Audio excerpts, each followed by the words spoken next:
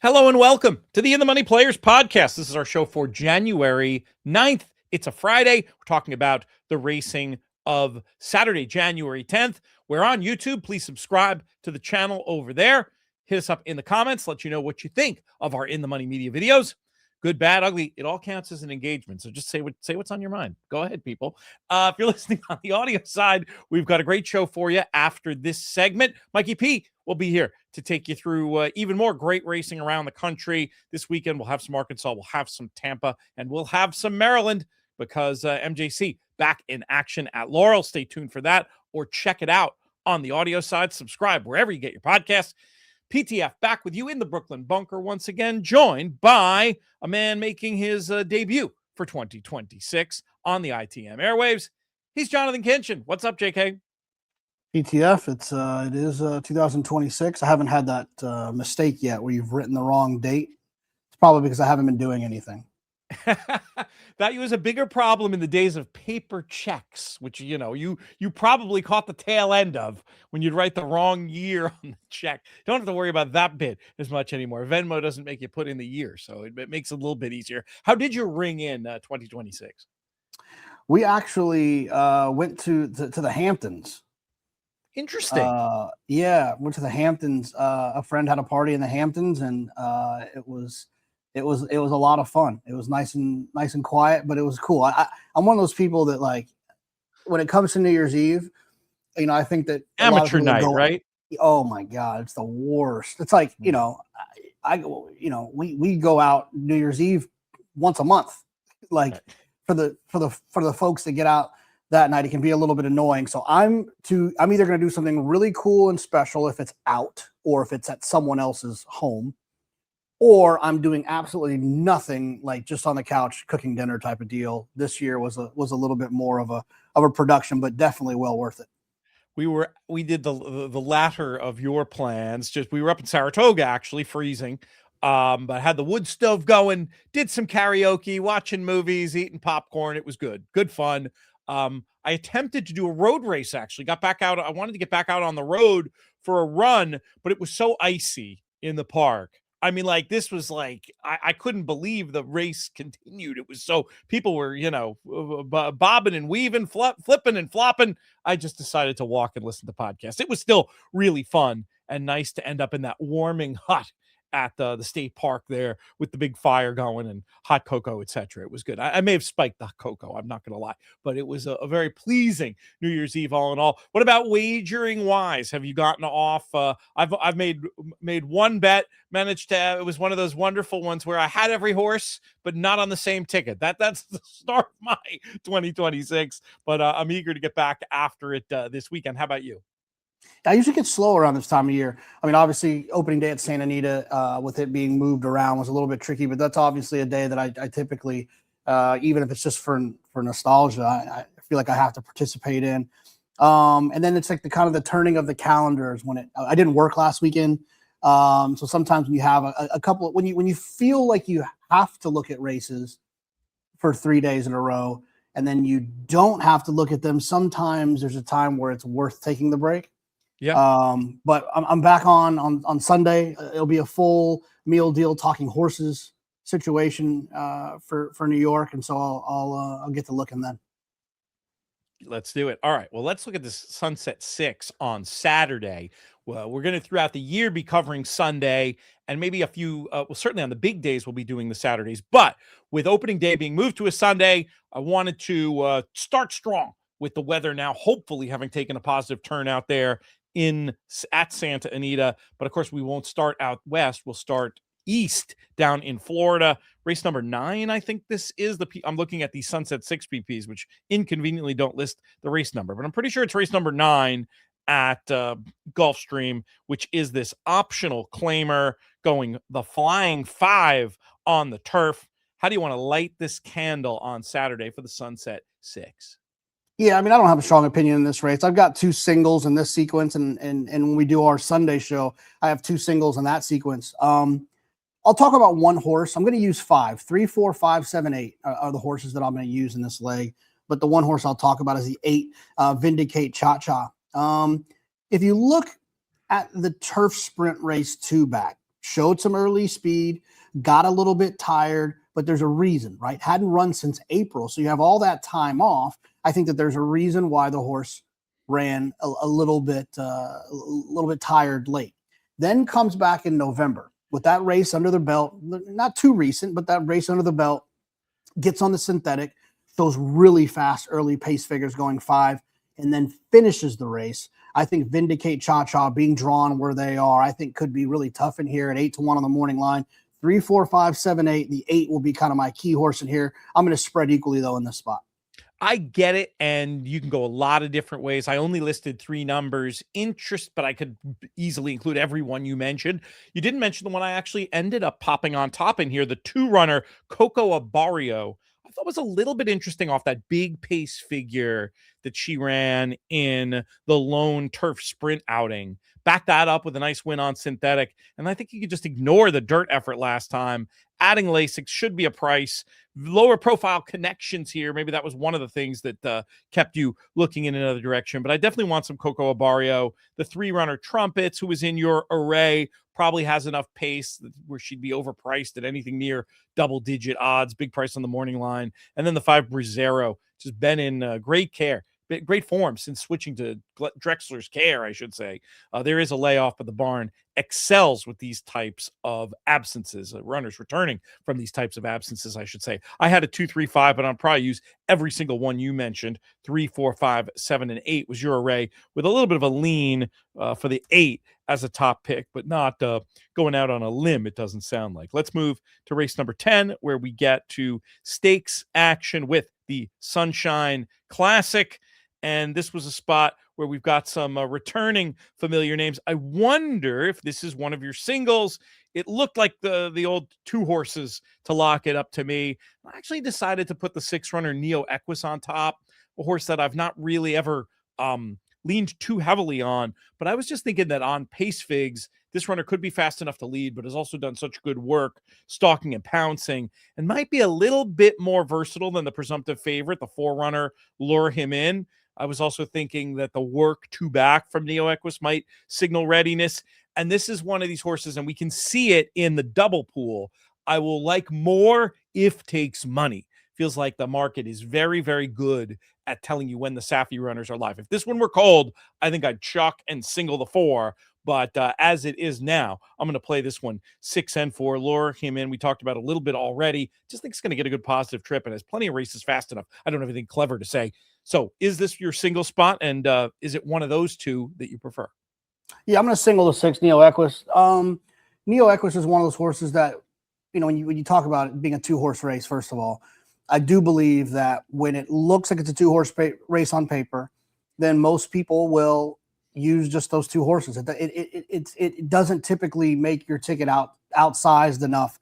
It's not like using 3, 4, 5, outsized enough that most people will just find this as kind of a lockup opportunity to use 2. And I find equity in the fact when you can just use one of them.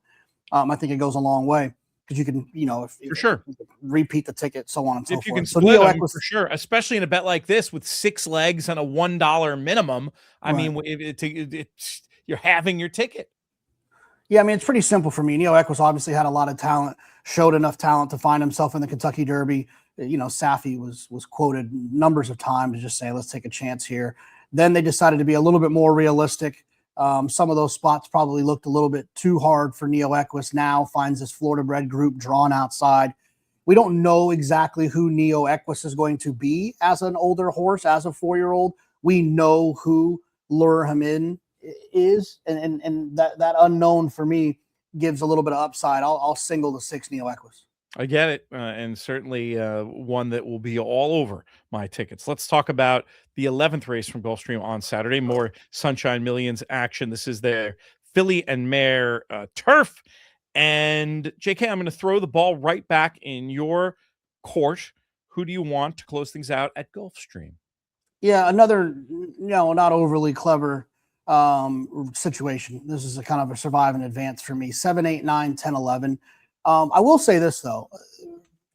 I wanted to be against. My opinion here is going to be a little bit of a, if you want to get cute, be against the 11 Great Venezuela.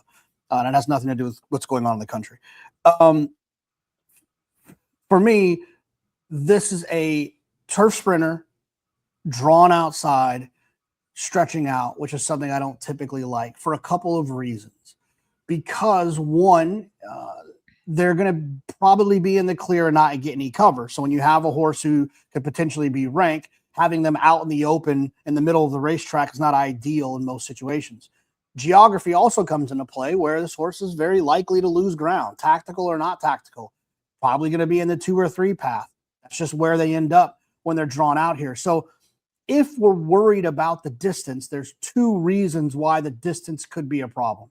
The way that I decided to play this by having those 2 singles and having the, the semi-clever second choice single the race prior, I don't want to get beat by the 11, but that's my clever, words I'll use for this race is if you have a little bit more courage than I do, I'd get away from the 11. I just don't want to get beat by that horse in this situation.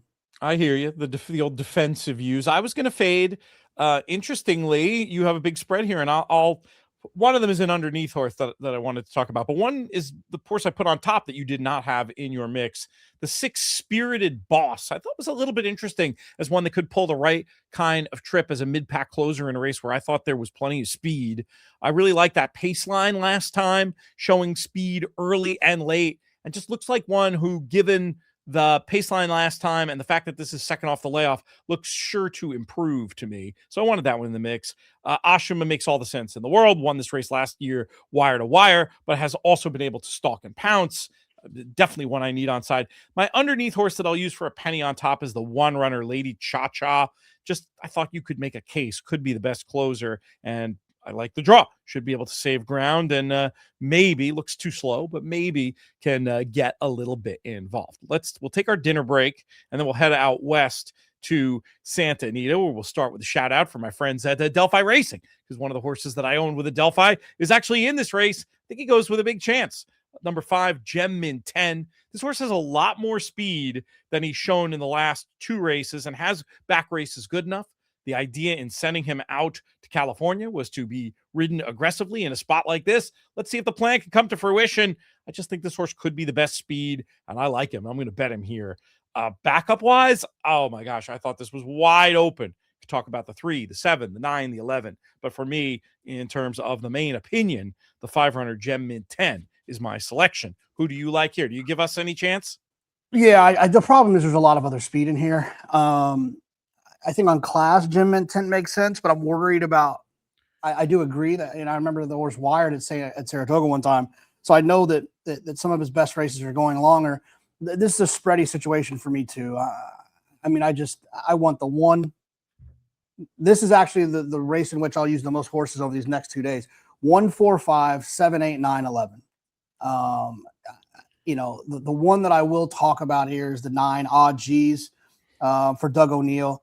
I thought the last 2 races kind of dirty up the form a little bit, make the horse not look exactly the most appetizing. But I think there is some races prior to that put this horse right in the mix. And they're races that were for Doug O'Neill. So it's not as if Doug doesn't know what this horse looks like when he's in good form, right? I mean, he ran 3rd in the Kilroe Mile a few years back. So I wanted to give the 9 Odd G's a chance to kind of right the ship, because it actually, it's going the wrong direction in the last couple of starts. So I'm going to spread like crazy in here. I got a single in the next leg. All right, that sounds good. Oh, at the end of this show, by the way, whenever we do these Sunset Sixes, I am going to hold your feet to the fire for a best bet amongst the choices. I suppose you can default to your single, but just putting that bug in your ear in case you do want to reach for one of these more clever ones, even if the race on paper is a little bit spreadier. All right, let's talk about race number 9 at Santa Anita. Phillies, $10,000 claimers. JK, we'll keep it with you. Yeah, I'm going to go, I'm going to single here the 3. And obviously I am scrolling Empress of Grace. There's 2 horses in here that look like they're going to take money. It's this horse and the horse stretching out that's been running at low sal going shorter. If you look at the race at Del Mar in November and you look at the time form US pace figures, this horse projects to be close enough, projects to appreciate the cutback.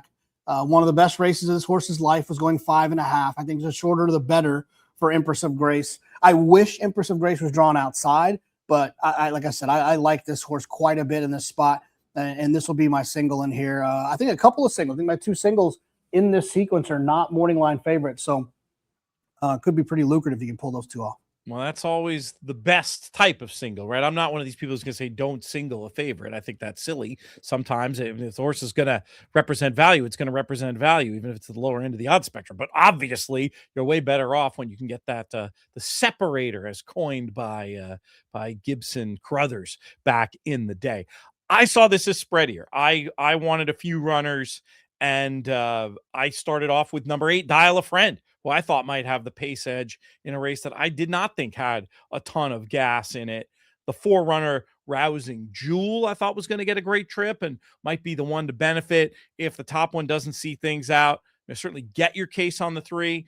Brookie's Girl was another I wanted to mention as one who has been facing better and fits well with this group. So I did not have much clarity in this race, and I'm obviously on your say so going to be upgrading the 3 Empress of Grace, because 9-2 on the morning line would be a nice way to keep the party rocking and rolling here in this Sunset 6, which concludes with our 10th race at Santa Anita on Saturday. What do we got here? We got State Bred optional claimers, and we'll ask you the key question, my friend, when it comes to the Saturday Sunset 6 and the other great bets like the late double and late pick 3 at Santa Anita on Saturday. How are we going to get paid?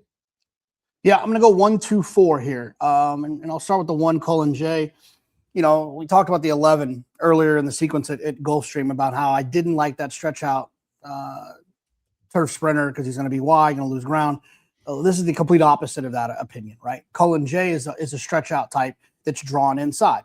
So, and has tactical speed. So likely is going to either be able to hold that rail position, whether they decide to be aggressive and find themselves on the front end or sit in that coveted pocket spot right in behind horses. Also very likely to get cover.